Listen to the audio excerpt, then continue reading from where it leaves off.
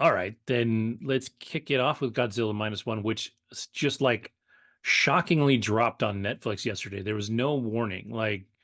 I remember I looked it up like a couple weeks ago, trying to see when it was coming out, and nobody knew. It hit Amazon Prime, I think, in Japan, like a month ago, just like for free, but only in Japan, and there was no indication that it was coming to US streaming at all. And then yesterday I just saw a pop-up. Netflix was like, "This is coming tomorrow." And I was like, "Okay."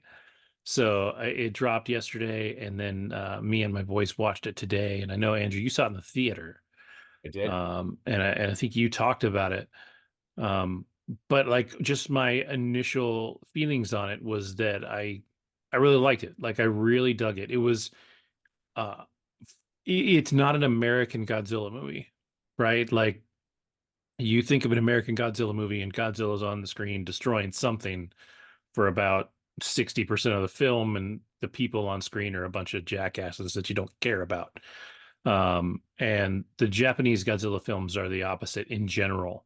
Um, you still picture Godzilla smashing things up, but he the people part of the story is really important. In the original one, it was really a metaphor for a nuclear war. I think this one felt like it was a metaphor for like PTSD, in a lot of ways, and I think it was really good. I told you we watched the dubbed version instead of the Japanese subtitled version, and I thought the dub work was fantastic. Like it worked really well. They put in the effort to make their lines match up with the mouths as much as they could, and it was really easy to watch that way. Sometimes dubs are really bad or really distracting, and I thought they were pretty good.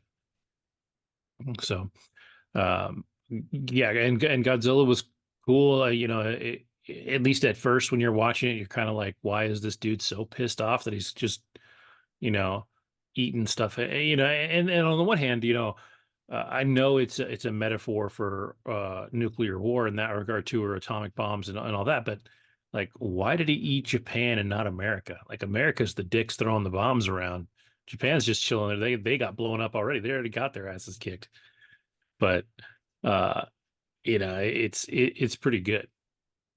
Yeah, I mean, I remember like ha after having seen the movie, my brain was spinning from all of the subtext and metaphorical stuff, and Mhm. I can't remember all of it, but I do remember like thinking to myself, like a huge theme of minus one is the idea of fighting to live and how dying, is not the way. And that's kind of where Japan kind of went wrong on so many levels with the kamikaze Mhm. thing. And if you don't kamikaze yourself, then you should be ashamed of yourself and all that stuff. Mhm. And I feel like in this one, it was like Japan reckoning with the loss of the war, and rebuilding in many respects, and even from a self-esteem standpoint, and rebuilding I remember one of the things they talked about was how this is not going to be a government thing. This is going to be a people thing, or not Mhm. be the empire thing, because it's like, no, we're not going to just like follow what they tell us to do. We, the people, are going to come together to fight so that our future can live. So even, the last part of the movie, being a bit spoiler free, definitely had a bit of a Dark Knight Rises moment. And I think you know what I'm talking about, as Mhm. far as Batman doing what he needed to do to be sacrificial, but then, there's a twist. Yeah. And Homeboy, you saw that coming, but it was still very powerful. Um, you hit on the head as far as like the people part. I think Americans in general, and I hate to say it, but I'll just keep it real. Like that's why I like anime more than like, and my kind of anime is they want to just have fun. They want to go and be entertained, see big dumb animals smash things and explosions, right? This is not it at all. Godzilla is not the hero, okay? In the MonsterVerse here, he is a hero, and him and King Kong team up and do a buddy cop thing to like fight off this other monster. No, no, no, no. This Godzilla basically was super powered by the atom bomb, because when he first shows up, he's like basically a big dinosaur fucking Yep. everybody up. And that first scene was by far the quickest and scariest and most menacing version of Godzilla I've ever seen. Yep. So when Homeboy is like not wanting to shoot him with the guns because what if it doesn't work? Like I get it, dude. Like, I Yeah. get why you froze. I mean, that was so real. And yo, anyway, so he gets hit by the atom bomb, he mutates, becomes gigantic, and then every time his radiator plates glow blue, come out, and he fires that heat ray, and a fucking mushroom cloud happens. Yeah. Like, that was so, it's crazy how Oppenheimer and this movie came out in the same year, because I do think they're related. If I was a professor and I had a college class, I would totally juxtapose those two films and talk about how Oppenheimer was almost like the American, whatever kind of side of it. But what was kind of weird is that even though he developed the bomb, when he drops the bomb, there's no mention whatsoever of what happened in Japan, right? So, but even though Right. Japan is really much the recipient of it, right? Whereas Yeah. this one, it absolutely is a metaphor for the atom bomb, America's involvement, and America's almost like they just kind of stay out of it, like because the whole Cold War thing's happening.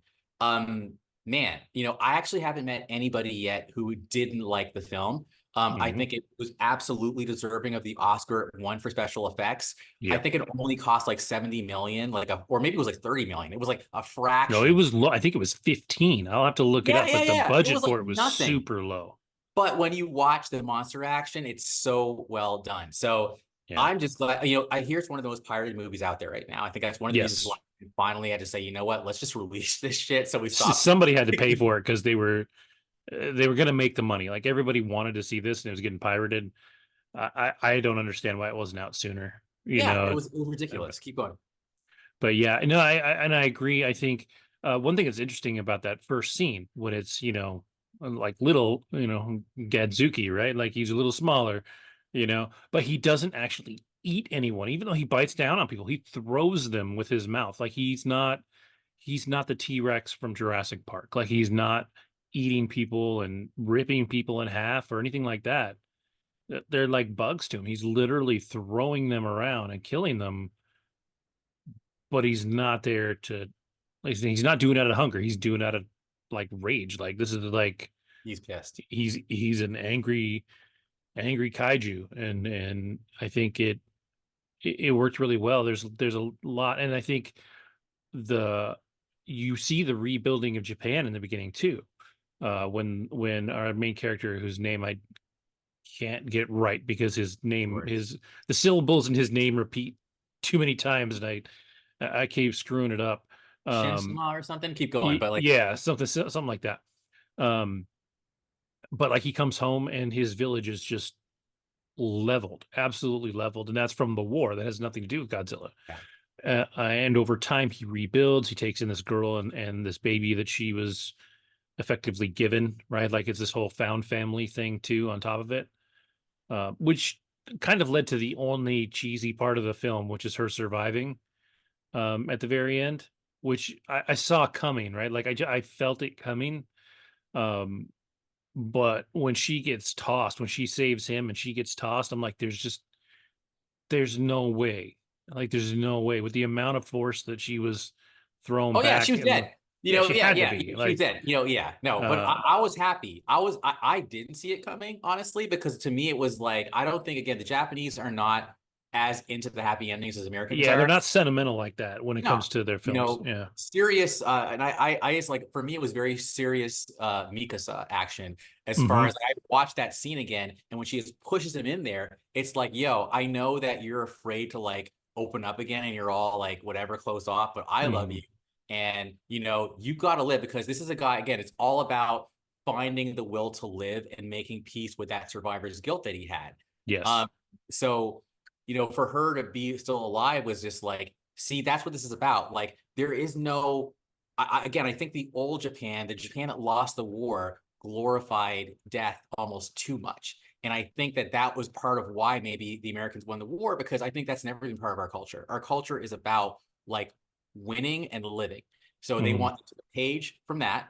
And it's almost like the movie's almost even reckoning with the World War II past of Japan. Hmm. Um, anyway, I just I think it's brilliant. And I would always, as a matter of fact, Alex, if Alex comes back and wants to talk about it too, let's do it. Because I just think, let's make it a three-peat, man. We've talked about it 2 times on the show so far. I'm down for another one because I do think it's worth an exploration because it's so much Yeah. more Lauren than It, just monster it's action. like, and it's like getting Sarah to come talk about Dune, right? Like Alex's history Yes. with Godzilla is, I think he actually has, and I know you have a lot. I think he actually has more history Oh yeah. with Godzilla than you do, and that becomes out of his father introducing it to him when he was a kid, and him growing up watching it. So, um, and like for me, I've just caught a few of them. I have not watched the old ones. I started watching the very first one not long ago, and I need to go back to it because they are 100%. They're so much slower paced because they're Serious. so focused on the people. The music. The Mhm. music of this one goes right back to the original Godzilla as well. So this was very much made in the spirit of the first one, and then just updated with amazing special effects. And then they got sillier and sillier as they went on. Mhm. But this was like, this is perfect. And I hope that they make more. And I frankly hope that this guy, the director, ends up doing either Evangelion or Attack on Titan because he gets it. I think he would actually do live action and a good job, Yeah. action and themes. Yeah, and if they decide to do a sequel to this one, I'm super curious to see where they go. So it would be interesting because it's not the other thing about it is it doesn't take place in our time, right? Like it's not a modern Godzilla film. It really there's a reason for everything that happens, and it's not just, Godzilla fighting everything he can find to save the planet, right? If I Um, was him, I would do it in the 80s. And the reason why is because I think the 80s was the next kind of big era for Japan. That was when Japan's cars were taking over US cars. And it was like an amazing comeback to be like 40, like less than 40 years later. Japan is this economic powerhouse with Sony, with Honda, with Mitsubishi. Like, it's mhm. like that's when I think it could make a lot of sense for me Yeah. personally. And it's also like the Soviet US Cold War thing going on too. Yeah, you So definitely have that. And then there was something else. Oh, you had Chernobyl at the time. Like there's all kinds of stuff going on. Like if yeah, Godzilla's all about nuclear disasters and that stuff being in the air and that being what brings it back, you've got that. brilliant. If they wanted to jump further into the future, you could go with the actual plant meltdown, what, a decade ago now. It's been a while, but In Japan, yeah. the one in Japan. So, there's a lot to work with in between, the last 80 years or whatever. But it was a good flick. I really liked it, and I thought, yeah, like you said, the special effects totally deserving. Like it looked What did great. your kids think? My oldest loved it. Like he loved it. My youngest was a little bored, Yeah, but he also had his iPad and he was screwing around, and he looked up every now and then. But my oldest was into it. He's the one also that said that uh the whole feel of it, just like the visual feel of it, felt super anime. Like it just there was a lot to it that felt like an anime, and but he really enjoyed it. Like he raved about it a lot. So I actually wouldn't be surprised if he watches it again on his own, which I think is cool because this is like the original ones. Like this one has that feel of building this world that you get into. Like the new American ones are fun. Like my middle didn't watch this one because he likes the big crazy action set pieces. So he likes the new Godzilla films or the new American Godzilla films. But yeah, the old one or this newest minus one is dope. And I saw so minus has to do with um the basically the damage after the war is the term minus is about um them getting leveled in the war is effectively what it means. So it's Godzilla minus and then one. So that being like the first of the films, right? So yeah, it was really interesting to see that. And I don't know how I came across it, but I was like, oh, okay, that's what this means. And it was really interesting. So, word. all right. Yeah. So we talked a lot. So, Lauren, you watched Back to Black, the Amy Winehouse film. I did. I saw it about almost 2 weeks ago with the women in my neighborhood for our Tuesday AMC nights in New York City. And I didn't know enough about Amy Winehouse. I just Yeah. knew some of her hits. And I mean, she passed away while I was in college. I think it was 2011 when she passed away. And to be honest with you, I just didn't really know too much about her as a singer, as really just a person, all in all. And I knew she was part of the, as they call it, the 27 Club. She died at 27, British artist, which I knew, but I didn't really know about her relationship, her mental health issues, and all of the family issues that she had as well that was bubbling up. And this film really explores that in its entirety. And you really get an inside look to what her life was like from right before she was famous, just singing at local pubs in the greater London area, and then how she really makes her big break, gets a massive record deal with the people that I believe were involved in launching the Spice Girls. And you can't Mm. get anything like more just truly different. I mean, Amy Winehouse is very dark, and in terms of just her songs and her persona, and has this, bad girl demeanor about her. Whereas you think of the Spice Girls, they're very, they're pop and they're very positive, and you just a completely different vibe in general. So that was interesting knowing that the people that signed and were, I guess, in charge of managing the Spice Girls loved Amy Winehouse and wanted to take a chance on her. So yeah, it shows I mean, it takes place between, I believe, like 2003, 2004, up until 2011 when she sadly passes. And you see her struggle with alcoholism and how she's introduced to drugs from her boyfriend at the time while she's up and coming, and then really explodes from just a London sensation to a worldwide sensation. But all in all, really, I like the film. It didn't get the best reviews, to be honest with you, from at least the critics' side. Yeah. 34% on Rotten Tomatoes, which I thought was Wow. extremely low and did not deserve that low.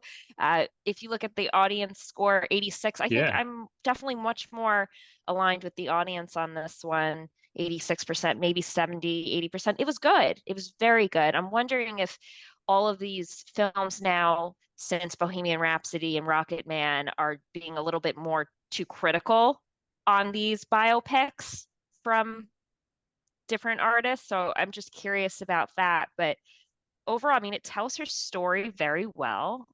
And I didn't even know she was Jewish. So that was interesting learning about her Jewish background, how her grandmother was a huge influence on her music career and was very much so someone that she was close with and inspired her to really develop her own persona as an artist. She loved jazz, and she was surrounded and very much so exposed to the jazz scene in London at the time. And that's how she came up with her own music, what she was writing and everything of that sorts. So yeah, I mean, Back to Black, when they showed that, that was written after her grandmother passed away and after she broke up with, for like the first time, her boyfriend, who is played by Jack O'Connell. Blake Fielder is the man that they show you that she's with throughout most of the film. And they meet when she's not very famous. And then over time, she's absolutely in love with this guy. I think they're only dating for like a very short period of time, and they tattooed their names onto each other's bodies. And Bad idea. a great idea, right? So It's a curse, man. It's a curse. If you do that, your yeah, relationship's over. it's done. Yeah, and then they get married later in the film in Miami suddenly, and they're both just hot messes. And you see her struggle with drugs, with mental health issues, and she's, very feisty too. She had gotten arrested for hitting people, and just she punches someone in the street at one point, and you're just like, wow, this woman is, definitely, it's more than just yes, like she was definitely a victim of the paparazzi, no question, but she had her own demons that she was dealing with and was incredibly angry from what the actual film portrayed her as. And after I did my own little research on just her life and how she was very abusive towards her boyfriend, husband at one point, Blake Fielder, and also just in general, she had a lot of unresolved issues. And yeah, but the music's beautiful. The girl who plays her, Marissa Abela, she was in the Barbie movie. She's fantastic. She looks a lot like her too. So that was pretty interesting. And her whole look of just she wanted to bring music back to, the 50s, 60s and bring that and modernize it. And I think she succeeded in that.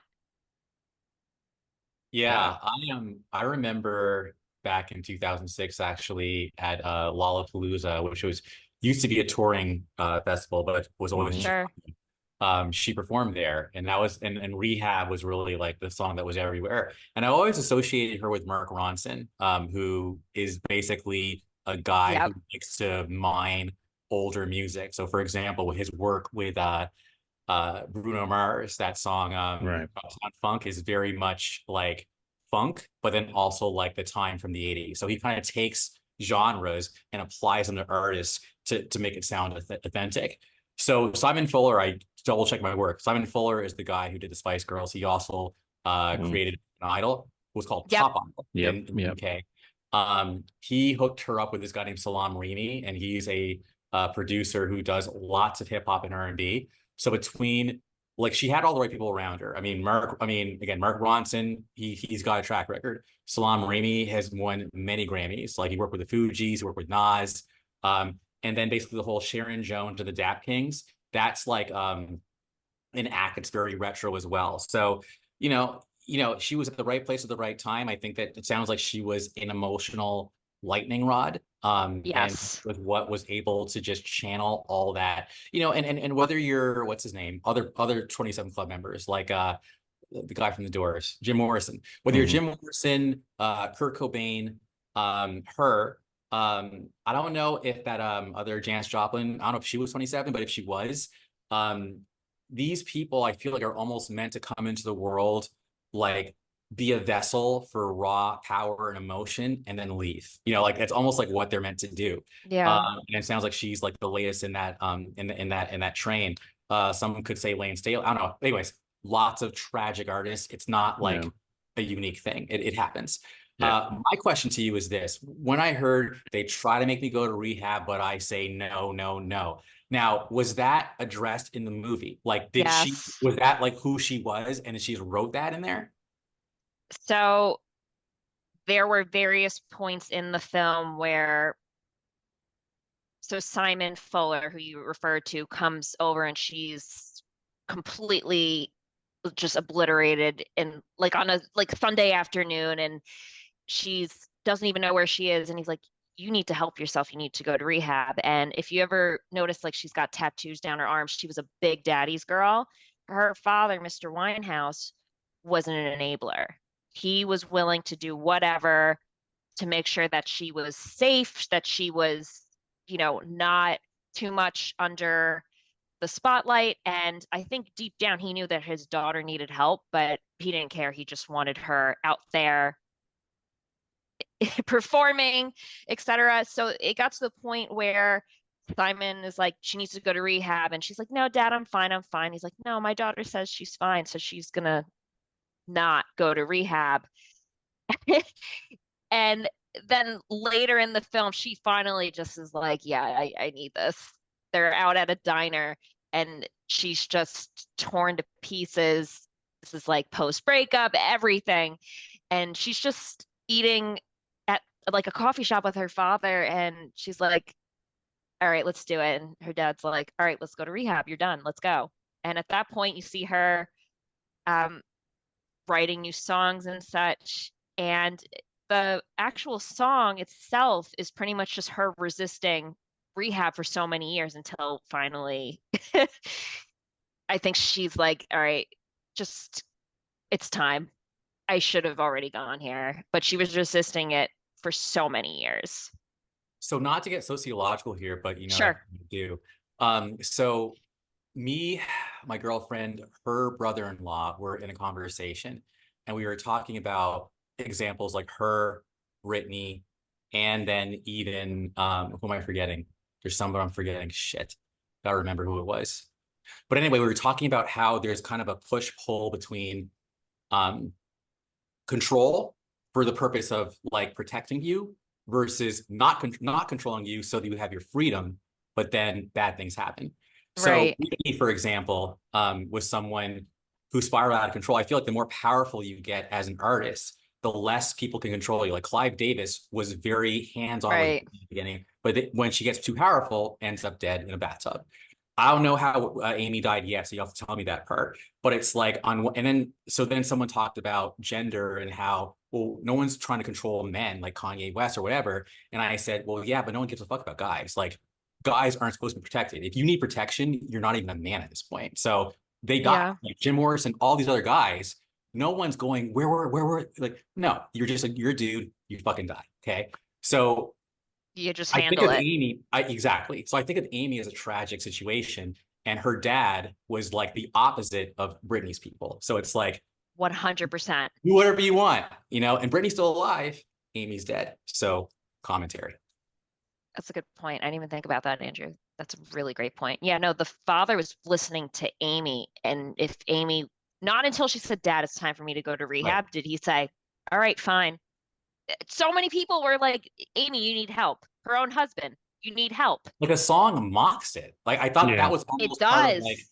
that was It almost part of does. the charm. But then it was sad when she ended up dying. I believe was it an I thought it overdose? was an overdose. Uh, Alcoholism. Yeah, it Yeah. was, yeah, she got intoxicated after being sober for at least a year or two or something like that. Yeah, Relapse. so the way that it ends, should I spoil it? Yeah, I No. mean it's History. public knowledge, really. Like, Yeah. you know, Okay, sure. Yeah. You could look it up on Wiki. that's right. Wiki is the worst for spoilers. I was just telling Kevin about that earlier. Yeah, don't do it. True story. Keep going. So, Don't do it. look, do we actually know this is why this is what the film says, right? So she's with um Blake Fielder, who's not like, the best husband. I mean, even though she's an abusive partner, you see this in the film, he's not the best either. Yeah, exactly. Takes two to tango. And once they're married, he ends up going to jail. And while he's in jail, I guess he's in therapy and he's clean for a while. And he's doing like very hard drugs prior to that. Okay. Yeah. And I guess the therapist that he's working with in jail tells him that he has to break up with his wife and get a divorce because it's a toxic relationship, I would agree. which it was. It really was. So she's not handling it well. Now, granted, they don't show her other relationships, but apparently she dated like quite like a good amount of other men, but Blake Fielder's like the The main one. centerfold, the main guy. Right. So it just explores that relationship. And apparently, I guess a few years later, he ends up meeting someone else, and the paparazzi say to her, and this is after she's been sober for a bit, hey, did you hear Blake and his new woman are expecting a child? Now, earlier in the film, she thought that she would be pregnant, but she wasn't pregnant, and I think she deep down wanted to have a baby with Blake. That was the love of her life, and they never did. So the way that they left the ending was she drank herself to death after hearing that Blake was expecting, him and his new woman were expecting Then I say it every a time. baby. Emotions fuck you every time. Sorry. Like Yeah. if there's one thing that I'm very cautionary about is letting emotions take too much control or making Yeah. a permanent decision off of a temporary issue. And I know she didn't decide, oh, I'm gonna die now. Like that's not how it happens. No, there But must have been like so much more, but of course they don't discuss it. No, you don't think no, so? I mean, but that's pretty major. I get it. I mean, you know, this whole again, I'm not a man, right? But apparently these child-giving hormones are no joke. So it's like, I get it. Like if she wanted to have a baby with that dude and now it's over, yeah, you know, and hey, she may have been borderline. Who knows? Like it's like all I'm saying is like emotions are real. Yeah. The important thing is just to understand yourself. and then take steps to like, control your controllables, like manage your shit. Like if you know you're mad sensitive, then know that. And then, construct your life accordingly. It's And easier said than done, of Andrew, when course. you just walk into your home and the paparazzi are screaming, "Did you hear about Blake? He's having a baby." Yeah, Like that's, yeah. it's easier said than done, right? Like, I mean, we can say that, but we're not Yeah, we're not but we celebrities. also can't say it can't be done. I think you can't be Oh, the for celebrity. sure. And there's a lot of celebrities who've gone like Eminem. Dude, the Sure. guy is someone who definitely has had problems with drugs. You can see it on his face. The guy looks 80, he's like 45, but he's still alive. And you Sure. definitely know that you got it. All Tune I'm it saying back. is it's in general. I'm not saying you fucked up. I'm just PSAing it. I'm just saying I personally believe as a value that it is on you ultimately to take care of yourself. And these people are cautionary tales. That's all I'm saying. Yeah. Yeah, and And just I just don't think it helps with the paparazzi, especially when she was clean up until that point. yeah, and looking at the reviews and stuff like that, it seems like it got bashed by the critics because it focused too much on the tabloids, and that's what like I feel like the critics probably did research before they went in looking for a certain movie. Plus, at least the good critics will have also seen there was an actual documentary about Amy Winehouse. They will have That's seen these correct. other things, right? And if the general film going audience doesn't know everything about Amy Winehouse, only knows what they saw in the tabloids, which they may not Yeah. even remember, and then, hasn't seen the other movie, then you're just kind of going to take in this movie for what it is, which is a well-made movie, Conversation. well-acted movie. Yeah. And so if they did a good job doing that, which it seems like they did, the audience scores 86%, then they made an entertaining movie. The critics that are bashing it seem like they're really saying it's a kind of a one-sided film compared to the other Actually, documentaries. historical. So, yeah, it's a little more entertainment and sensational than it is about like kind of the heart and soul of Amy Winehouse. But I don't know. Like if I watched it, I wouldn't know that. Right. I haven't seen the other I'm one. petty. I don't know about her history. So, I think if I were to watch it, I'd probably would also, unless I hated it for whatever reason, but Yeah. like I would probably be on the higher side of it because I don't have that background to disagree with what they've made. Sure. All I'm saying is that, it just doesn't sound like this person had made the best decisions in life. 100%. And I think that UK is more tabloid obsessed than even the US. So one of the first things I would do, Agree. leave the fucking UK. So that's what I Uh, mean by controlling your controllables. So if you sure. know you're emotional and you're vulnerable, then why would you stay in the lion's den? You're rich. You can live anywhere. Do it. Yeah. That's all I'm saying. At some point, you can't keep blaming the outside world. The outside world is going to be a dick to you regardless. Yeah, That's what I'm saying. Don't depower people, empower people. Hmm. I agree. And I think you're absolutely, you hit the nail on the head, Andrew. I mean, look, Princess Di. I think the tabloids are definitely much more, I don't want to say it's not powerful, but I think, Ubiquitous. yeah, You're part of the that's the air. word.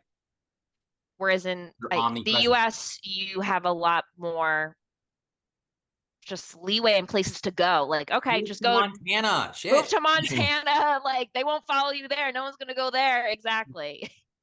So But they still end up in LA and New York. Yes. Like, yeah, yeah, they kind of like one place in New York and then end yeah. up wherever the hell they But New want. York is the place to be if you're a celebrity because people give a fuck. Like they really don't. Like they leave you alone. The Yeah. LA, people go to see celebrities, but New York, that's why Right. you live out there. And it's so easy to just be anonymous because New York is so crowded. It is. I'm Yeah.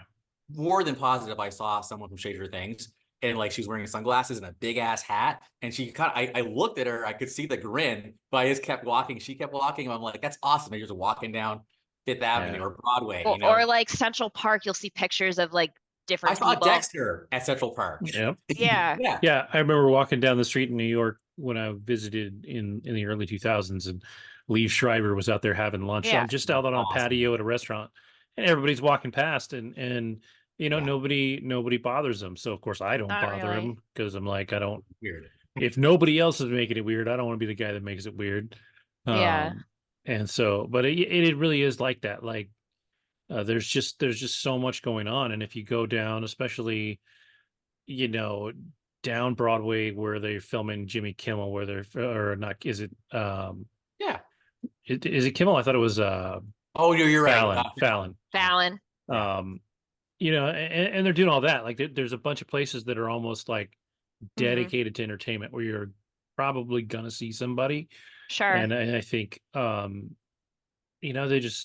they're just people, and that seems to be okay in New York. Yes. Whereas like Yeah. for whatever reason, even though everything Hollywood is in LA, like if you're a celebrity in LA, you're probably gonna get bothered. Like, Oh yeah, TMZ is on that ass. yeah, Yeah. It's insane. But yeah, I mean, like Meghan Markle fled. She was like, screw this, I'm out. We're going it back was, to the US. yeah, She Smart. straight up said, like in an interview, she thought she was gonna die if she Yeah. Well, I was gonna mean, stay there. her husband knows. Like, yeah. The thing is, the whole Dodi, we're spinning out of control. Dodi Fayed. Ooh. The conspiracy theory is they were not gonna stand for a royal dating a Muslim. Basically, that's what it was. So it's like she's got to be bumped off. Like between that and just bringing shame to the crown, that's it. You're done. It's a wrap. It was an assassination. That's the conspiracy theory. So her being black, let's just keep it real, And yeah, apparently, like the dad, as in Queen, her Charles. grandpa, the father of the dad was straight up racist. So it's like, yeah, no, let's get the fuck out of Dodge. And her husband, who was a son, has firsthand knowledge of all that shit. So yeah, they yeah. were supposed Right. to leave. Yeah. 100%. Yeah, I just watched a really interesting interview. A friend of mine, she's doing a podcast, and I'll put the name at the bottom. I forget the name of it because she literally just released her first episode. I think it's Writers Can Talk Too, I think is what it's called. But I'll put it on there. But she was interviewing this writer, but the lady she interviewed, his name I'll also put on here because I'm doing this totally off the cuff. Um, had done some work for Harry and Meghan. So she literally spent time with Harry and Meghan. She couldn't talk details, like she couldn't just be like, "Oh, they did this, this, and this." But like her generalization of them and the things that she could say was like they're very normal people, and like there was certainly it seemed like discomfort because Meghan Markle is black. Like Right. Yeah, she's not that white, inbred what they want. British, and it's yeah, it was interesting to just kind of hear that take. The whole interview is neat to hear somebody, go through their career and what they did to make it, but that was a particularly interesting part to hear her talk about the royal family, which I don't Do know you how we have got to that? the royal family No, we got to wait. Paparazzi. from Amy Winehouse. Amy Winehouse. Yeah, but you guys should go see it. And Andrew and Kevin, you both seem more music, I'll just say musically inclined than I am in terms of just knowing your stuff, especially for the early 2000s. I mean, I was in high school when she was up and coming, and I didn't really know too many of her songs, but you guys Yeah, I probably knew a lot more of her music than I did. I don't know how, but I completely missed Amy Winehouse. Other than Rehab, I know none of her music. And I know, like, Yeah. from talking to people that know my musical tastes and the things that I like and listen to, Yeah. it is a hole that should not be there. Like, I should have been all over Amy Winehouse's music, and for whatever reason, I wasn't. And I keep telling myself to just add it to my playlist, right? Because I've got Apple Music. I can listen to almost every damn thing on the planet without She's paying for it. just, she truly was like just a musical genius of her time, and I didn't know about it. And I feel like Yeah, bad that I didn't know about it, but I feel like in high school I was listening to like Avril Lavigne and like Fall Out Boy and like, yeah, just what high schools are listening to. And she was just such a perfect blend of jazz and a little bit of rock to some degree too, and it's really a shame that she passed away. But as Andrew said, like I think she was put on this earth to just make her contribution, Yeah, you and know, what a contribution it was. Valerie, 100%. the song that Great Oh, I song. know that one. Yeah, I yeah, do know and, that. and it's crazy because Lauren knows. Like it was crazy because that was actually happening around that whole era of my life too. So that's crazy that song. I mean, literally everywhere I went, I was in DC for a wedding. Valerie was Yeah, playing. It was yeah. very cosmic. Um, But yeah, Stronger Than You, like, yeah, there's more I can know about her too. But again, I feel lucky to have at least seen her live. That was pretty cool. Yeah, Yeah, that was cool. 100%. And definitely see the film if it's something, whether you know anything about her or you don't. Like I didn't know anything about her other than like you said, Kevin, like Rehab is probably the only, and I knew Valerie too. But other Yeah. than that, I never heard of Back to Black, and it really puts things in perspective. She wrote this after her dearest family member, her grandmother, who she was very close with, passes away. And at that point, she broke up with the love of her life. They broke up, and she was in a very dark place. And that's when she wrote some of her best songs.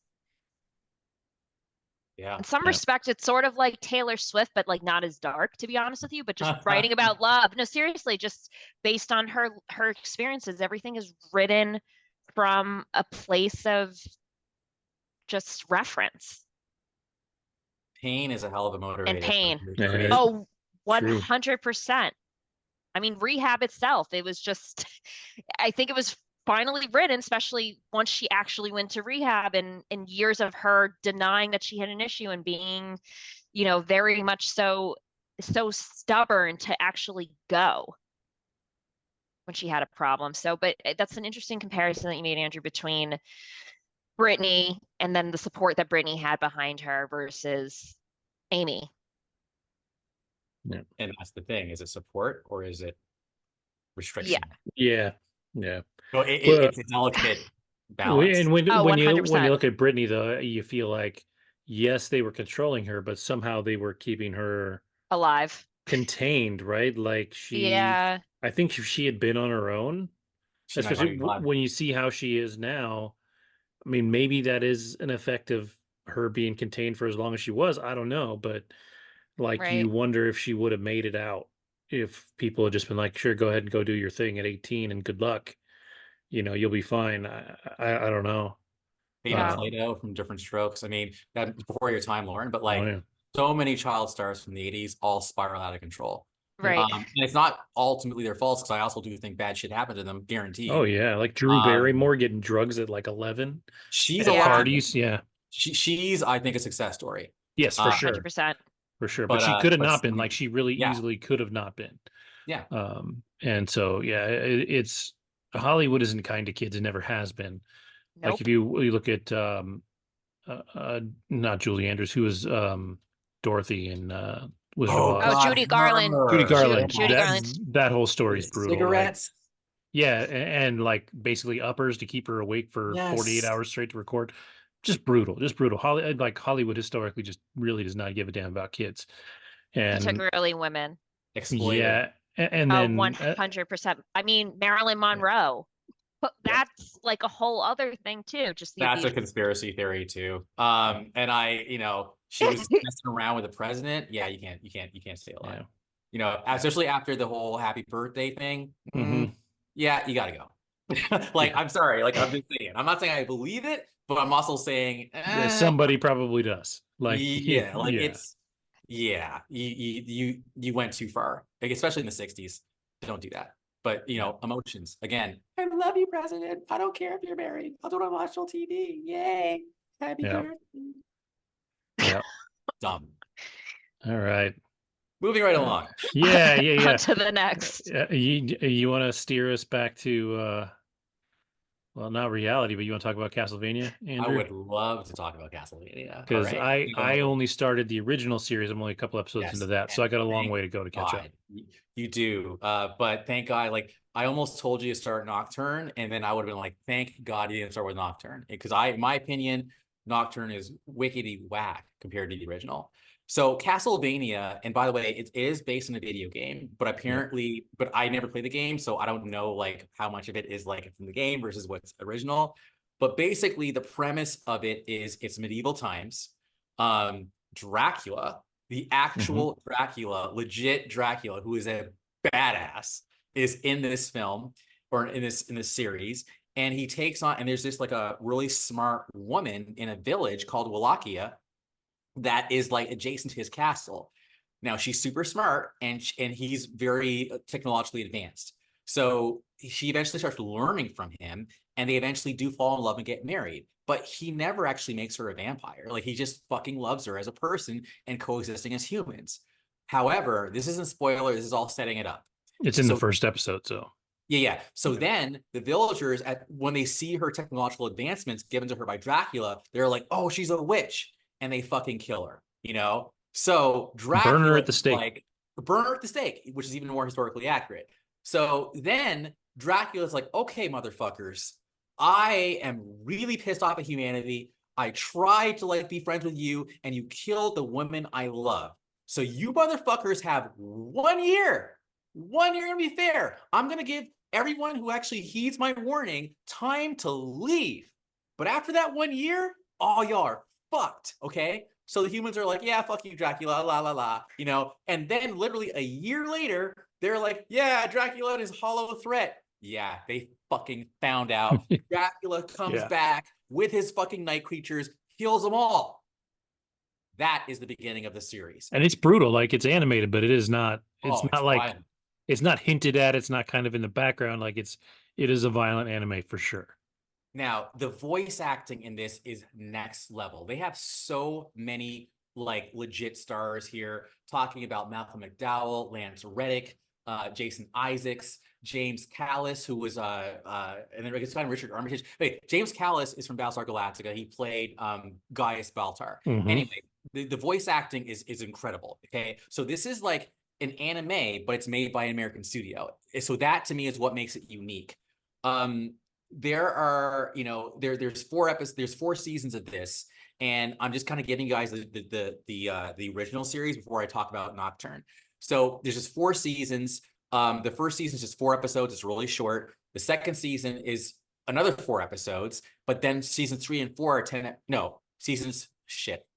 First season's 4 episodes. Second season's 8 episodes. And I think the seasons 3 and 4 are 10 episodes. But it's like, really, it just gets better and better and better. And there's some really cool characters. So basically, in addition to Dracula himself, there's his son named Alucard, and he's basically half human, half vampire, because he's the son of like his wife, his wife who got killed. He's powerful as fuck. Awesome. He's my favorite character, actually. INTJ. Then you've got this guy named Simon Belmont, and he's from a family of vampire killers. Badass. Kills vampires with a whip.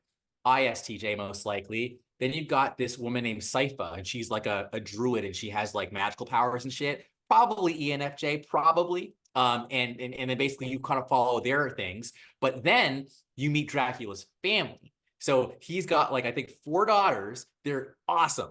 One of them's name is Carmilla. She's evil as fuck. And she has 3 other sisters. And the baby one is super nice and kind and shit, but she's still a vampire. They're all vampires. And they all have their things. Then there's these 2 humans. Forget their names right now, but one of them's name is Isaac. And they're basically called Forge Masters. And what Forge Masters do is they take dead bodies, link them with souls from hell to create new night creatures. Okay. And so that's a whole thing. Anyway, there's a constant, the battles are insane. The constellation of characters is amazing. And I loved this show. Is it Attack on Titan? No. Is it Evangelion? No. But is it like one of the best animes I've ever seen by like an American? Yes. Like, it's actually, I think it is, personally. I mean, I know people talk about that other one. You know what I'm talking about, Kev, the one with the girl with the fucking gauntlets and shit, and like it's kind of computer animated. Jinx is in it. Shit. Oh, Arcane. Thank you, Arcane. I know a lot of people love Arcane. I like Arcane too, but this for me is I don't quite count it as an anime though. Like, there's something different about it that makes it not an anime. Yeah. It's like more like CGI. But basically this new one now called Nocturne, Castlevania Nocturne, takes place 300 years or 400 years after, I think it's 300. 3 years after the original Castlevania. And you're seeing the descendants of like Simon Belmont, and it takes place during the French Revolution in Paris. But what's different about Nocturne is that it's a lot more, I hate to say they use the word woke because like it's a fucked up, dirty word now. But, you know, basically, you know, because the first one's all European and shit, like there's no like, you know, people call like basically Black people, right? So in this one, you definitely deal with kind of like slavery. You deal with like, you know, Nigerian, like, you know, West African, like early gods and shit. And that's all incorporated. You deal with like, you know, just a lot of stuff. It's a lot more like just it's incorporating more of like the world. It's not just this like European medieval shit. And it's a smaller cast, and that's never a good thing for Andrew because I like big storytelling, not little storytelling. But then and I was literally watching it, just kind of going, it's cool, but it's not the original, you know. But then at the last episode, at literally probably the last like minute, some shit goes down, and I'm like, what? No way. And then it happens, and I'm like, I literally had goosebumps. I had chills. I texted Kevin in the fucking chat. I said, dude, holy shit. Like, holy shit. I am in. I'm ready for season 2. Like, they just, it's LFG. LFG is going to be the acronym for 2024 because that's the I think Deadpool so. Yeah. thing. Let's fucking go. So yeah, I actually want to go back and watch the original Castlevania again because I loved it so much. And I tend to like things better the second time around because you just like catch things you missed the first time. Mhm. But I highly recommend it. I'm probably going to go to Blood of Zeus next because that one It's also, supposed to be, yeah, yeah. And actually Blood of Zeus is also, I think it's the same studio, Powerhouse Studios, makes sense. It looks, anime. yeah. So we'll see how that is. Blood of Zeus was cool. I wasn't sure if I was going to watch the second season, but now that it's out, I'm going to, and then I'll report back to you. But I just want to say for everybody, like, please, like, one thing I will say lastly is that I personally don't get it when people say watch a show that got canceled. Like, why would you do that to yourself? Why would you start something that never got finished? Castlevania, you can start it because they're making more. Like they made the first version, the first like iteration, 4 seasons. But again, don't be fooled. Season 1's only 4 episodes, motherfuckers. Like, it's not that big of a commitment. Watch that and then be like, okay, Andrew, you're right. It's the shit.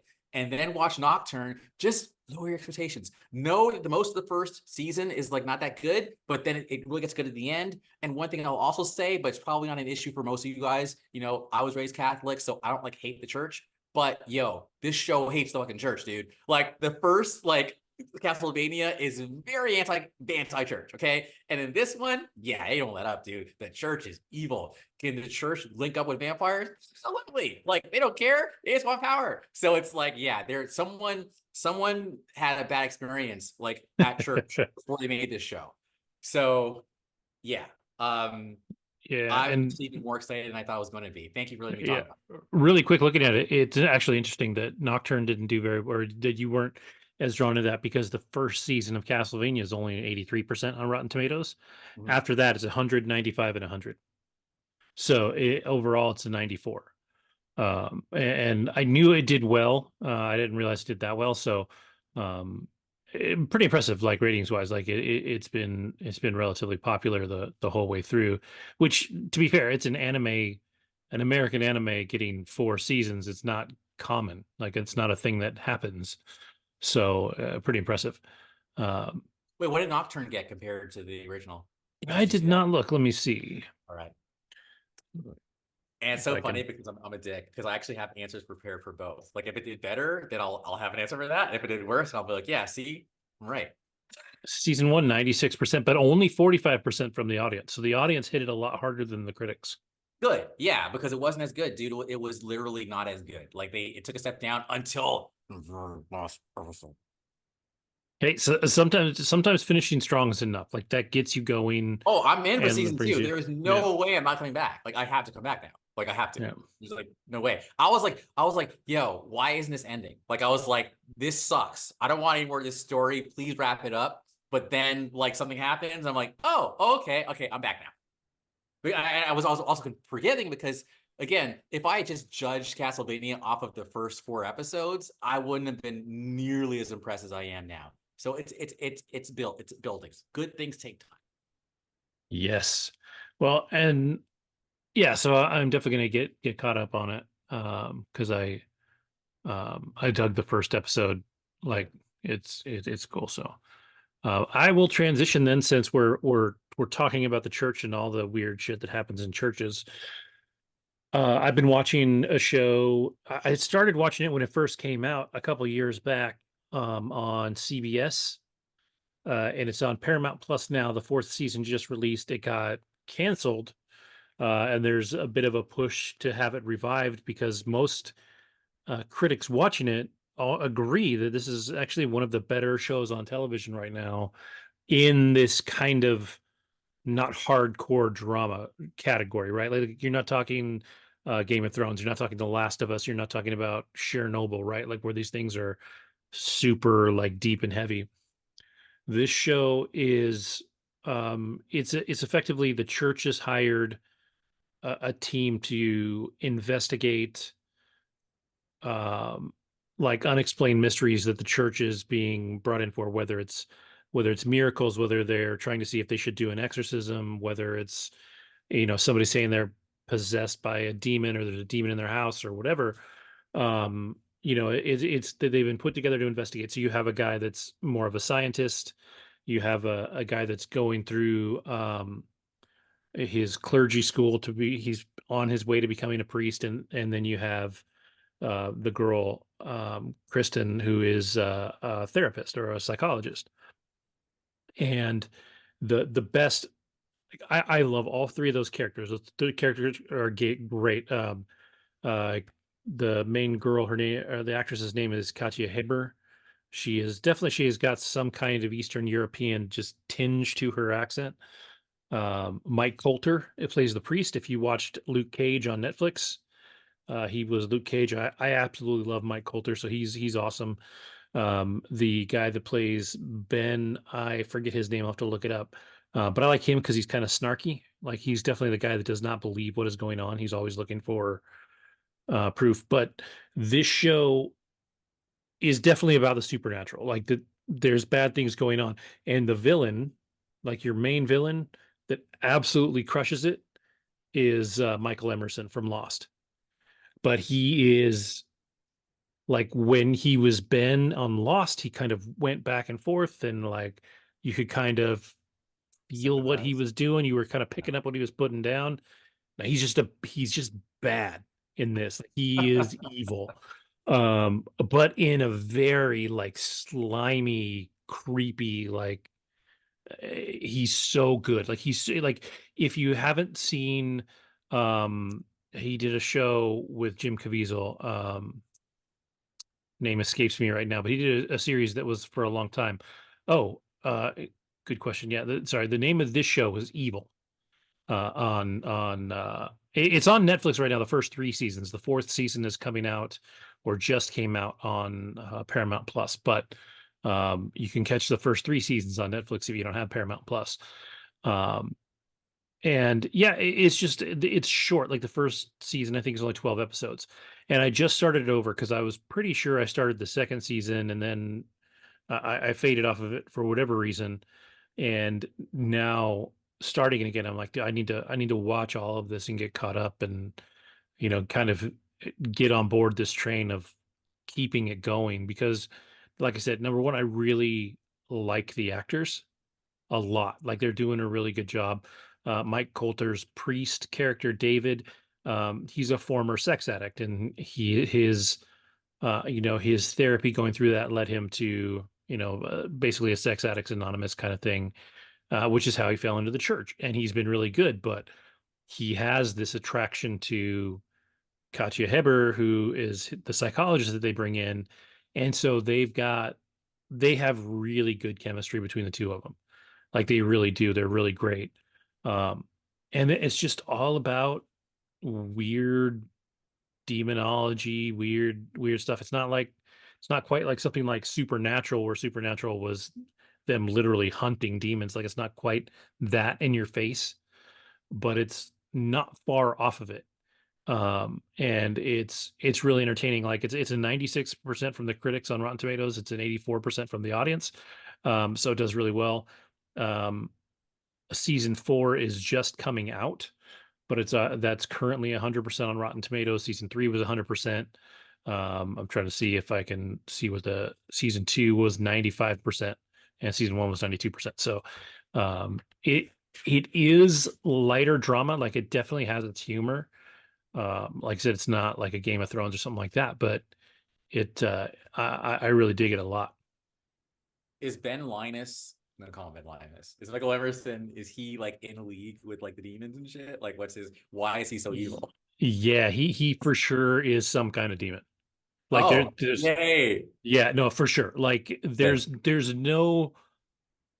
there's this whole scene where he's screwing with them, and he goes in to have them exorcise him because he's trying to, he's just fucking with them. So there's a scene where there's an experienced priest doing an exorcism, and Mike Colder's character David is there kind of holding him down, and he's super over dramatic about like screaming like, oh my god, blah blah blah blah blah.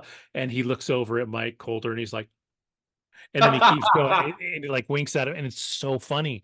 He's just so over the top and just like he's a bad guy, like, but like if you weren't doing a hard drama, he's like the perfect demon character, right? Because he is screwing with people. Like he is, Mischievous.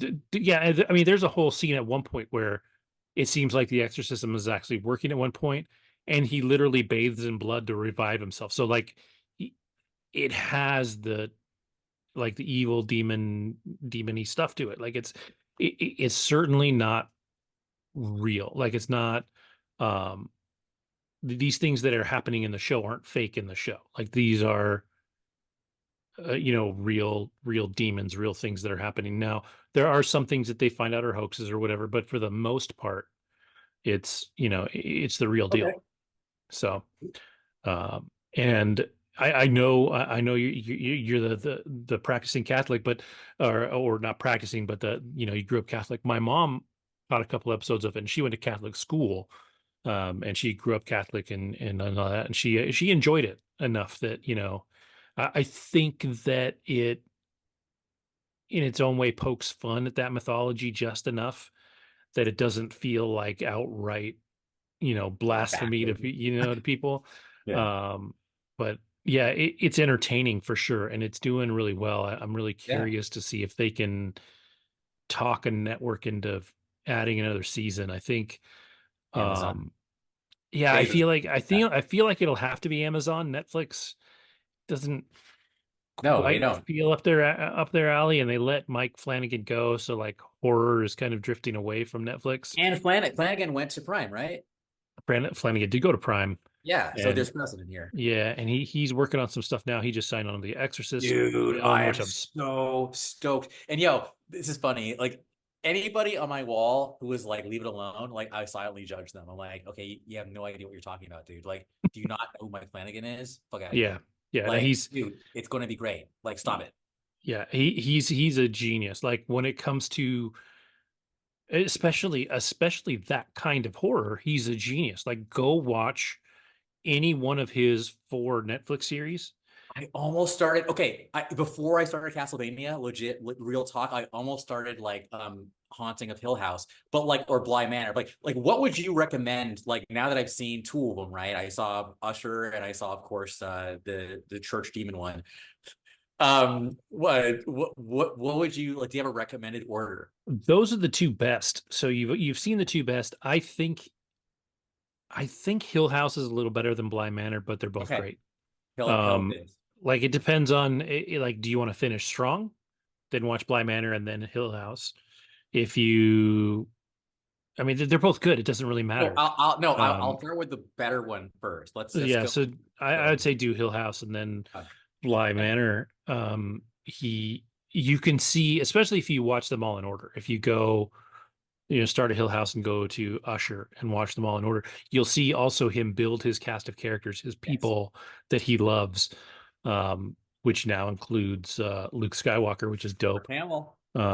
There's an interview that I saw with Rahul Kohli talking Dude, about can you how he imagine met Mark Mark Hamill? Hamill. Yeah, you told me that. But Mark Hamill, I hope he's the priest, dude. I hope he's Father Karras or whatever He'd in be The dope. Exorcist.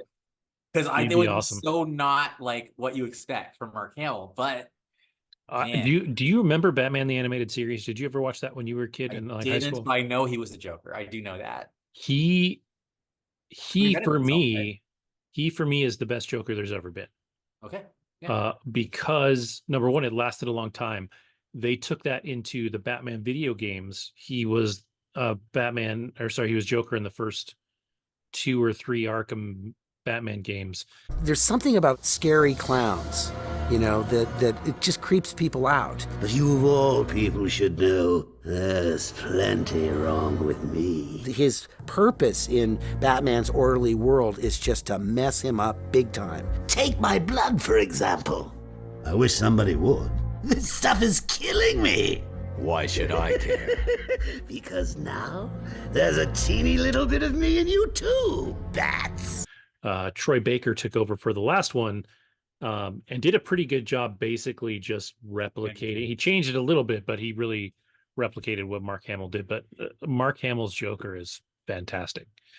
You can put Heath Ledger up there, obviously, because that was a different kind of Joker and it worked. And that was I feel like Heath Ledger's Joker was so good because it was such a shock, right? Like nobody knew that was coming. Everybody was pissed that it was Heath Ledger. They were like, what the fuck is happening? And then Chris Nolan just slapped him in the face and it was unbelievable. And then Nicholson was cartoony, but he was great. Like I love Nicholson's Joker. Like he's fantastic. But there's a certain craziness to Mark Hamill's Joker that really, really worked. He's a fantastic voice actor. And I think he very quietly built a really great career for himself after Star Wars, that people don't talk about. And I think that's really cool. He's a real one. I love him. Yeah. So cool. Yeah. So anyways, yeah, go watch Evil. It's really fun. I enjoy it a lot. I'm going to keep burning through it. I think that's going to be my big kind of, it's one too that I can kind of watch while I'm doing the dishes or while I'm doing something, and just crank up the volume and make sure that I don't miss anything, because it's not so dense that you can't watch it. But what are you showing me? Lost is coming to Netflix. Yes, July 1st. Yes. So, and the screenshot was him saying, "We have to go back." Jack. yeah. Sorry. Lauren. No, don't. Actually, fuck it. If you ever have a lot of time, Watch it. Watch. You really should. Oh my God. It came out when I think I was in high school, like Sure. in 2006, right? It No, ended 2004. It ended I in was 2000. Yeah. I was late, but I just finished it over the last, Right. oh my God, like it's changed my life, and I feel like a better human for it. Like I literally, Okay. it's a bit of a religion. I love it. It was I think on ABC originally, right? Yes. Correct. And I think I if know you it was watch a big thing.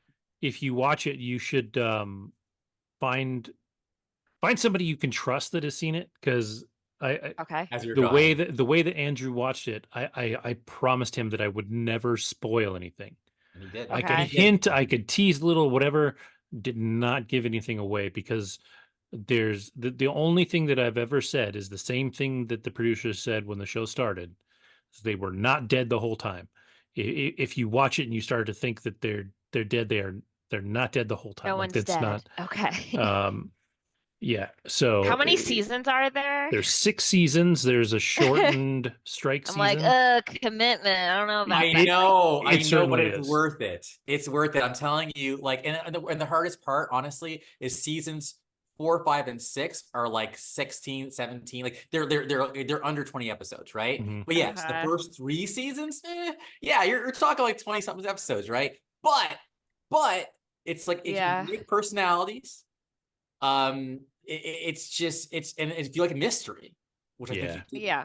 I do. Yeah. This is like full of mystery. It's like lots of what the fuck and what's How happening. many years does this span, like these 6 It's seasons really span upon? interesting because the show itself, because they're trapped in an island, the first 3 seasons, I think it is, Maybe 2 it months? is 108 days.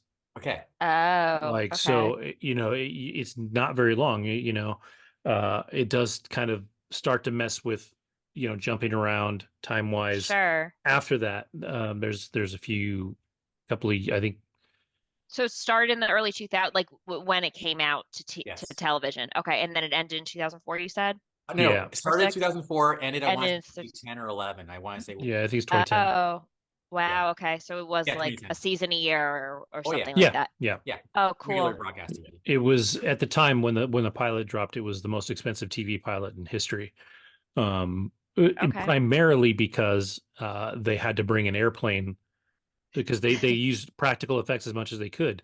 Sure. There are no airplane graveyards in Hawaii where the show was shot. So to transport an Mm, airplane from, I think, Nevada or California all the way to Hawaii was very expensive. So that was actually one of their biggest expenses. Um, gotcha. but yeah, Okay. it's And good. I'd imagine there are a lot of characters. Oh yes. And Hence why Andrew loves it. fantastically developed Okay. characters. Fleshed That's the out. thing All too. these characters have like real backstories, which they actually go into in the show, Yes. and you get Interesting. your favorites and you get their interactions. Okay. And oh my God, when you're talking about the airplane being moved, I was trying to remember Widmore. So they had to get like a real life Widmore. Yep. I'll leave that alone. Like that means nothing to you, Lauren, and that's okay. It's Uh, I just throw that out with Kevin. Yeah, okay. Yeah. I know it's a classic because I remember in high it school is people a were classic. talking about it, and I was like, I don't know. I You was might playing. have some haters. Like I feel like if you know people who watch Lost, like just say, I just heard about Lost. Don't tell me how it ends. But like some people are Yeah. like, look at it, it's fucking shit. You Yeah, know, that's the biggest complaint has always been about that show is the finale. I've And heard about that. I see Yeah. why people didn't like it. I love it. I love the finale. I thought it worked. I thought it was perfect for what Yeah. they were saying the whole time. Um, a Okay. lot of people that don't like the ending are the people that adamantly say they were dead the whole time. And I'm like, that's literally you were told from season 2 by the people that made the show. Right. That is not what is happening. Just get that out of your head. Well, I And like to make my own opinions whenever I watch something, whether someone says something positive or negative. That's my choice. yeah, I feel So, like too, I love Lost so much. So when you hear me talk about the parts that I think they made mistakes on, I feel mhm, like if it's coming from me, I feel like I'm being genuine about it because I do see the flaws, but I love this show so much. So if you hear me talking about how great it is, maybe take that with a grain of salt. But when I talk about parts that aren't, that's coming from really understanding that they missed the mark in a few places. There are definitely when you get into seasons, late season 2 and parts of season 3, there's some parts that drag a little. Part of yeah, that comes out of the network deciding, the network was like, we're going to make the show run forever, and J.J. Abrams and it Carlos was such a Cuse and hit. Damon Lindelof were like, no. nah, They're like, they negotiated for an end date during season 3. They said, we're going to finish this. You're going to get this many seasons. We're going to end it on our own terms, and so you right. can kind of feel when that shift happens because, like I said, it starts to drift a little bit in the early middle, and then they kind of right that ship and finish their story. Cool. So I don't know how we talked about a Because my 20-year-old ass was looking show, at but Facebook and I saw the announcement and got excited. yeah. Uh, all right. Well, Lauren, you had I don't know. You want to talk about either one of the other Mystere things you got, or Mystere? Yeah, yeah, absolutely. So I went to Vegas last week for the first time, and after much convincing from Andrew and other influences, and people telling me, you have to go to Vegas, you have to go to Vegas, I went to Vegas, and it was a fantastic time. And since I love shows so much, excuse me, I, of course, it wouldn't be a real trip without me seeing a show. So I did my research as I normally do, and I chose to stay at Treasure Island, which is the home to the first resident Cirque du Soleil ever, Mystere. And Mystere came out initially in 1993, so it's over 30 years old, Wow. which is amazing. And the past Cirque du Soleils that I have seen, I've seen maybe like three or four, they revolved around a certain culture, whether it be Italian culture, Mexican culture. This one, not so much. This one relies very much so on more of like an energy and the ambiance of, in many respects, like a lot of what Vegas is, high energy, a lot of life, and mystere, meaning like the mystery of the stages of life. So, if any of you have seen, or either of you two have seen Knocked Up, and Seth Rogen and Paul Rudd's character end up going to Vegas, and they are um, on a trip, a mushrooms trip.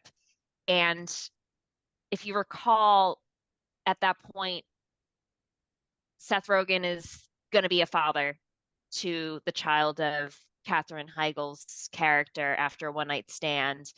And Paul Rudd is Katherine Heigl's character's brother-in-law, brother-in-law. And at that point, the two of them become buddy-buddy. They go to Vegas, they're on mushrooms, and they see the show, which I didn't realize at the time was Mystere, because there is a big human baby that's in there. Now, my friend and I, we sat towards the front of the audience. We got discounted tickets, and it was awesome. We sit down, and typically it's just, in the past, it's just either a round stage or a horseshoe. This one's more of a horseshoe, but the setup is already there. So you don't have like a curtain that just goes up. You see two or three carriages and you hear the noises of babies. And you're like, okay, this is already really trippy and weird. And then this heavy-set man comes out in a diaper and is, I guess, making baby-like sounds, and then he bounces a ball into the audience, and then immediately, I guess, chooses one of the guys in the front row and calls him Dada, and is almost like the clown of the show, which is funny because I haven't seen like a comedic edge to a Cirque du Soleil. They're usually rather serious, so that was really fun to see. They also had just a lot of different acts where, and I was reading up on this before, pre-1990s, a lot of the shows were very cabaret-esque or very sexualized. And when they decided, hey, let's bring a full-time show to Vegas, initially it was supposed to go into Caesar's Palace, and they said, no, we don't know how this is gonna do. This is not like a very sexual show. This is different. It's mysterious. It's high energy. It's circus-like. Is that what Vegas is? Now, at the time, it was no, but as we very well know now, there's all these circus type of productions, and a lot of it is thanks to Mystere, which was the first resident show. Prior to that, it was more just touring stuff, but it really opened the door to now there, I believe there are like 5 or 6 resident Cirque du Soleils, Andrew, at this time. Mystere was the first one. And I mean, it's clearly very successful because it's been over 30 years. So really great. Most of the Cirque du Soleils that I've seen, I think all of them had an intermission. This one was straight 90 minutes, but it flew by. You have aerialists, you have the whole stage is like a mat where they can bounce onto and do these tricks. And then the actual stage will lower and they'll be popping up from a lower stage. They set up a trapeze. They set up a dome that moves like in a circular revolving fashion, where you have two women that are like lifting each other up that are no more than maybe like 120 pounds. So they're incredibly strong. It's filled with like a lot of athleticism and humor and just overall really good energy. The lights, the costumes, everything is very bright and vibrant. They have the sound of drums where you feel like you're almost like in the jungle at certain points. So it doesn't necessarily have like a nationality type of theme like previous shows that I've seen, but it's just a really great array of athletic talent mixed in with music and very bizarre things like the massive baby, or they have a snail that grows throughout the show, which it's literally just kind of like very mysterious and characters that don't really belong together that are all on stage that are very random as well. So if you haven't seen it, go see it. If you're in Vegas and you want to see a show, I do recommend it. It has a lot of great circus tricks. There are, I think, 4 acrobats that from the ceiling are attached to bungee cords, and they get very close to you in the audience. There was one guy, he was easily maybe like, I don't know, 5 to 10 feet away from my face as he was jumping from the ceiling down. So that was very cool. And it was also very interactive with the audience as well. So great show. I recommend. I thought it was well done. It is the oldest full-time running resident show in Las Vegas. Very cool. It's awesome. Cool. Well, I'm going to steal the idea of Las Vegas residencies to talk about the show behind me, which is Hacks on HBO. The show came out in 2021. It's been pretty much a critical darling the entire time. And the gist of the show is that you have um, Deborah Vance, played by Jean Smart, who is friggin' incredible. She has been a stand-up comedian for her entire life, and she's doing a residency in Vegas. And she's, getting up there in years. She's in her 60s, 70s, whatever. And she's just kind of doing the same material, and she's, doing great at it. Like, she's making money on these residencies, right? They're paying her to just do the same shtick all the time. And she doesn't really feel the need to change, but she has an agent, and this agent has another writer that he's working with that he's trying to find work for, played by, what's her name? Is it Hannah Hannah Einbinder, who I wasn't really familiar with before this. And he basically hooks them up, and they definitely have like an oil and water kind of relationship. You have this, 60 something experienced comedian who knows what people think is funny when it comes out of her mouth, right? What's going to work on stage every single time because she's done it 1,000 times. And then you have this young and upcoming 20 something kind of hippie-ish writer who is from LA and lives, you know, she drinks smoothies, and she's LGBTQ and all the stuff that, this Deborah Vance character is 100% not, right? Like, she's an older person set in her ways. And, as the show goes on, they have to start working together. They find out that they can work together, on the one hand, Deborah Vance can teach the other girl, whose name I should probably get right, Eva.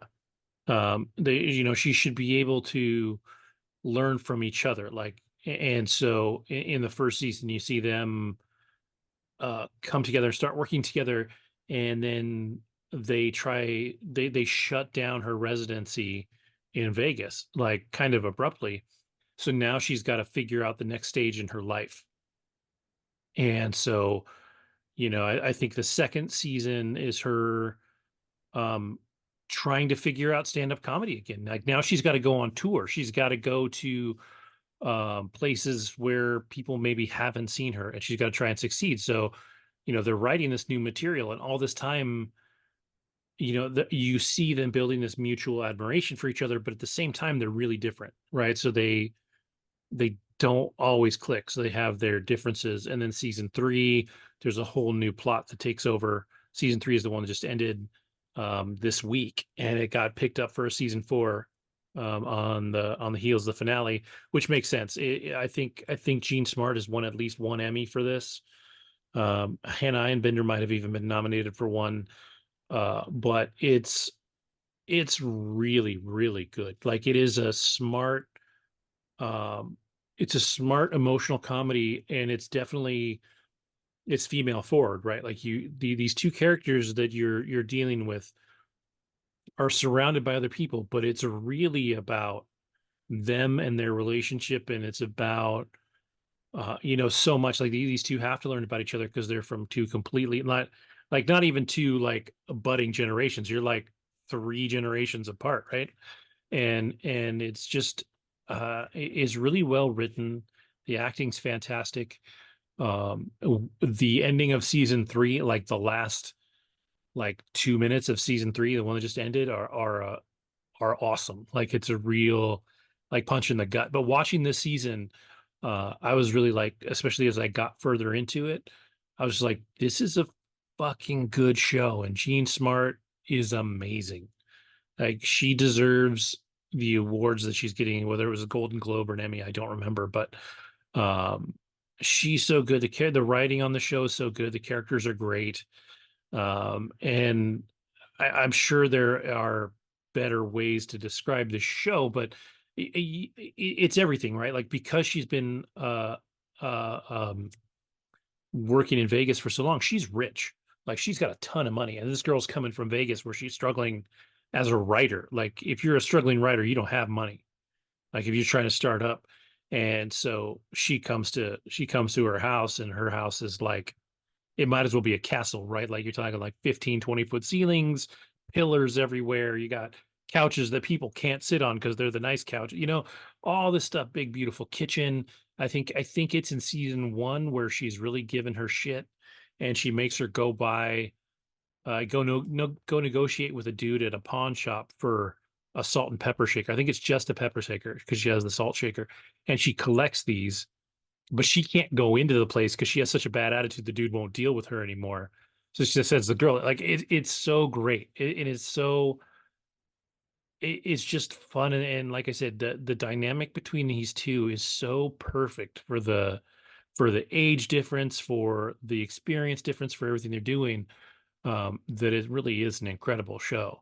I think there's 10 episodes a season. They're about an hour long. Um, but it goes pretty quick. Like I think I watched season 3 in like 2 days, and then I had to wait for the last episode and then watch that.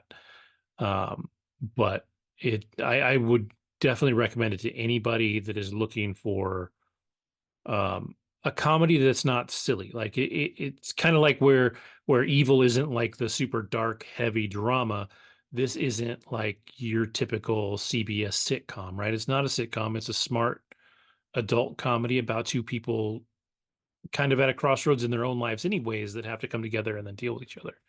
And it certainly has its dramatic moments. And then, like I said, the finale of season 3 and the last like 3 minutes of that finale, you're just like, oh shit. Actually, probably the last 10 minutes, because some real shifts happen there at the end that are really impressive. And then like the last 2 minutes, you're just like, oh damn, this changes everything. And it's pretty awesome. There's a pretty great recurring role by the guy that played Shooter McGavin in Happy Gilmore. He's in it. And then you have your other celebrities pop up because she's playing a celebrity. So in Vegas, so people come through, and you'll have your smattering of real actors in there, or people coming in and playing other characters. So it's really good. It's 100%. The first season was 100% Rotten Tomatoes. I think it's overall it's a 99% on Rotten Tomatoes for the 3 seasons in total. It's and 89% from the audience, and it's really, really good, and it's smart. So that is the last thing I've got. I don't know. Lauren, do you have anything else? The old men one, right? Oh yeah. Well, since we're still in Vegas, right? Yeah, since they're still in Vegas, I'll quickly plug it. It's not a big deal. So my mom and my dad have seen the movie Las Vegas, which Andrew is referring to as the old man hangover, or hangover for Medicare. Uh, the last. So I started watching it this evening. It's cute. I wanted to see it just based on my parents' recommendation. It makes sense, like they would love that movie. But it's cool. It's about 4 guys in their like late 60s, early 70s that are not like run down, because that's really mean, but in different places of their lives. One is unfortunately recently widowed. Another is in a marriage and it's just kind of like finding his life to be dull out in Florida. The other one recently had a stroke, and he's just looking to have something positive in his life. And then Michael Douglas's character is marrying a woman half his age. So you bring these 4 childhood best friends, and they come up with the idea of, hey, you're getting married in Vegas. Let's do a bachelor party in Vegas. So, of course, these 4 gentlemen, Morgan Freeman, Michael Douglas, Kevin Kline, and Robert De Niro, they stay at the Aria, which is one of the hottest hotels. Yes, Next door to Andrew, me, baby. your Right next door to neighbor. me. So All now right, you have now to I gotta watch it. watch it. I gotta watch it. They start off at some like rundown hotel, like on Fremont Street, and then they work their way over to the Aria, where just so happens Michael Douglas is getting married, and you just get to see how their friendship grows even more so as adults after the fact. And it's just funny seeing these old guys like in the club and at a pool party. Renfrew is like dancing on, I think it's Kevin Kline's lap at one point. Like, just it's hysterical, but really fun, especially now that I've been to Vegas. I'm like, oh, I know that spot. I know that spot. So just seeing them gallivanting on the strip is pretty neat. So definitely give it a try if you want. It's a good way. I think even watching it before you go to Vegas, if you haven't been to Vegas, so you get to see some of the highlights of it. So I actually went to the Strat one of my last days there, and I'm a real thrill rides junkie. So of course my mom's like, "Did you go on the green coaster that goes off the ledge of the building?" I said, "I sure did, Mom." And apparently they do that as well. Wow. So that was pretty cool. Yeah, and it's funny just seeing like older guys taking in the thrill of Sin City and all of the craziness it has to offer. It is a fun cast too. Like I actually like all Such a those fun guys a lot. cast. Kevin Kline, I think he doesn't do enough work. Like he is always funny, and I don't see him in a lot. No. And No. I've always been a big fan of his. So Yeah. And these are all like very well-known actors, 70s, 80s, 90s, and then just throwing them together in this comedy. It's great. I Thought they feel did a like De nice job. Niro is the one who kind of, for me, doesn't really fit with the other three. I know De Niro has done comedy, especially with like, Ben Stiller and everything. But I Sure. think he's been more of like not the main character comedy guy. He's more of like the guy who the main character plays off of. So to have Sure. him in this, I'm interested to see how he He's the more serious character out of the makes four. sense. Exactly. Because I Well, never think and Morgan Freeman doesn't do a ton of comedy either. Like he can be No. lighter, but he's definitely more of a dramatic actor too. Oh, look, he's in the bucket list, which I like. Hmm. I love. That's with Jack Nicholson. That's really great. And that's sort of a comedy, even though he plays a serious character in that one, more of the serious character. But yeah, I think it's sort of like them kicking the bucket, but like having one last hurrah in Vegas. And I thought it's fun. It's fun seeing four old guys that are like best friends coming together and doing stuff like they did when they were younger. Did you say it was Michael Douglas marrying the younger woman? Because if so, that's so Yeah, I think of the four, he's the most playalistic of the four. So yeah. that He's makes like sense. the rich guy from Malibu. Like they show you an opening scene, all four of them as kids getting into some shenanigans, and then they show each of the four of them what they're up to. Kevin Kline's like married for 40 plus years and he's in Florida. Morgan Freeman's like a grandfather and he's in Englewood, New Jersey. You've got Robert De Niro, who married one of their childhood friends, a female, and she had recently passed away, and he's in Brooklyn. And then you've got Michael Douglas, who's like in a suit in like this beautiful apartment in Malibu, and he's got like a woman who ends up, I guess he's planning to marry, who's in her 30s, and she's like coming out in lingerie at the beginning. So like very different lifestyle. He's the Bradley Cooper one, basically. Yeah, basically. Yeah. So yeah, even though he's the one that's getting married, ironically, in Yeah. this film.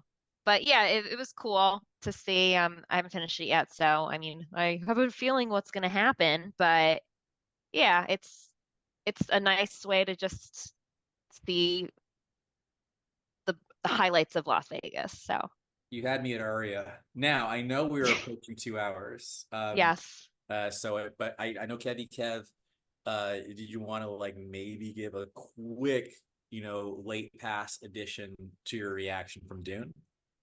I still haven't watched it, so no. Not bad. I've been super busy, and it's like 15 hours long, and I was like, I'll get to it this week, hopefully. But yeah, I've been busy and tired, and I didn't want to give half my energy to it. No, dude, like when I watch it, I want to make sure I'm watching it like for real. So I'll try and get that done before next week if I can. Yeah, I'm back next week, the weekend, the next 2 weeks after it. not. Yeah, we can talk about it next week. And I did show it to the girlfriend, and she liked it. We did have to split it into 2 nights though, but she liked it. She might watch it again too on her own. Good. It was good. Good. Yeah, I definitely want to watch it. Like, I'm excited for it. I know, like I said, I know the story, so I'm not quite as bogged down by, the length of it or anything like that, because, I have read it. I've been through it, so I know generally what to expect from it. It up. So, all right, cool. Well, with that, I think we've covered a bunch of stuff. And so with that, I'll say thank you to everybody at home watching and listening. I just realized I didn't post the audio for the last episode, so I'll do that today or tomorrow. And I will say thank you and have a great week.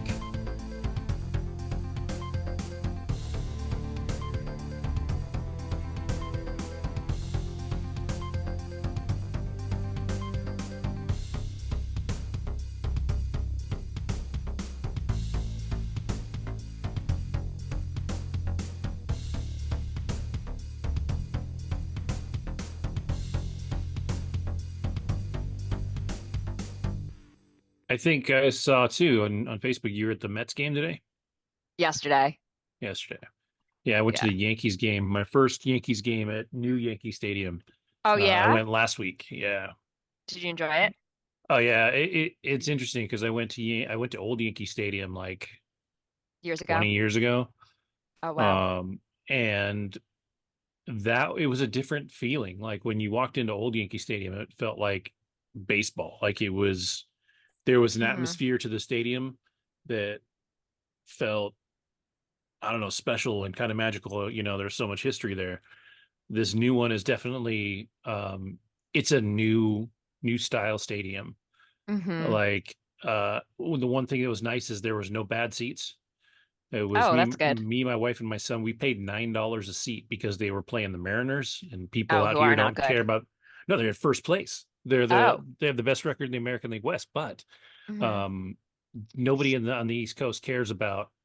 I mean, nobody really cares about West Coast teams in general out here because of the hours. When they start a 7 o'clock game on the West Coast, it's 10 o'clock at night here. Yeah. So like nobody's going to watch that.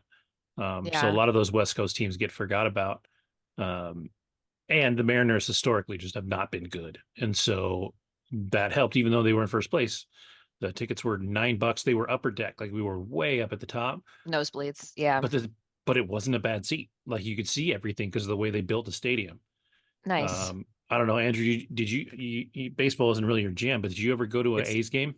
Well, it's funny. Hey, a couple things. Number one, I knew nothing about baseball, but I remember my roommate from college had a Ken Griffey Jr. poster. Did he play for the Mariners at any point? Yes, he did. He did. Good job, right. Andrew. Thank you. So that said, I have literally 0.01 interest in baseball. I have seen a Yankee game at Yankee Stadium because a Canadian friend of mine was visiting, and he loves baseball. He goes to Cuba for that shit. Never been to the Oakland Coliseum. I did also go to Yankee Stadium to see. I didn't buy the tickets, but the MDNA tour was Madonna. And then what's his name? Some DJ opened for her. He's a big deal, actually. I'm trying to remember his name. It's not Diplo, but it's one of those fuckers. He opened up, and it was a big stadium tour. And yeah, you're right. It's very modern. The new one is very, very. It's so loud. Like they play music and they do all this shit during it. It's such a different feeling. Like old Yankee Stadium. Number one, the guy that announced all the players as they came up to bat was like 700 years old. Like he passed away. Maybe he retired like a year before he passed away, and I think he passed away at like 99 or 100. And he passed away during Derek Jeter's career, and Derek Jeter kept his recorded voice as his walk up until he retired. So even though the guy passed away, it was still this. He sounded like an old guy. It was just everything about it. It was just so different. It was quiet. It wasn't quiet, but like everything is just loud. Like in football, it always made sense that the stadiums were loud because it distracts the other team. But baseball's never been like that. Like there's no strategy on the field. Like you're not sitting out there calling a play and choosing when to start and making sure nobody, does anything wrong. Baseball is kind of a reactionary sport. The pitcher pitches and and then everything kind of goes from there. And it's just different. It's just different. It's modern and it's fun and it's great. But it does not feel like the old stadium. The old stadium was something else. But I brought up Oakland Coliseum because when you go to Yankee Stadium, and I'm sure the Met Stadium, I forget, is it City Field? City Field, that's right. The modern stadiums are kind of built up instead of out. Oakland Stadium, the Coliseum, is built out. So if you sit in the nosebleed seats, you're like a mile from the field. Yeah. Whereas at Yankee Stadium, the San Francisco Giants Stadium, and I probably Chicago White Sox one too is also very vertical. Yeah. Whereas I don't know if you've ever been to what's it called? What's that from there? It's like Wrigley Field. Wrigley Field is like Wrigley Field and the Red Sox one are considered like old Fenway Park. Yeah. Anyway, I've been to both of them actually. Nice. Yeah. Anyway, for someone who doesn't like sports, I've been to a lot of Coliseums, and for someone who's not really into musicals, I've seen a lot of musicals. Anyway, keep going. Oh, Wrigley's an interesting stadium because it was the last baseball stadium to host a night game, because they didn't put lights in Wrigley Stadium for a long time, a long time. And so that's why so many games in Chicago at Wrigley Field are during the day. Even to this day, it's just been the way that it was. They play more day games there than any other baseball venue because they didn't have lights for a long time. They do now, but they didn't. So welcome to this night in baseball history. I haven't been to the new Yankee Stadium. I've only been to Citi Field, and I've seen the Yankees play at Citi Field against the Mets in the Subway Series, which is fantastic. If you ever get to see like a Subway Series, it's all the energy times 10. Yeah. The only other thing I think is crazy is it's funny to me that the New York Giants and the New York Jets football teams play in the same stadium. They have the same home stadium. Right. And that's so weird to me. Like they'll play each other, and I'm like, how do you know which team is the home team? Like, right. It's probably always the Giants because the Giants are more popular, so they'll have more fans there. But I mean, Citi Field and Yankee Stadium aren't that far away from each other. No, not that far at all. They're pretty close. So, but yeah, definitely got a chance to go to Citi Field. It's one of the most, I think, like architecturally beautiful stadiums in the country. And I believe also, Yankee fans will agree with me. Food is top notch at Citi Field. Like the actual food options are great.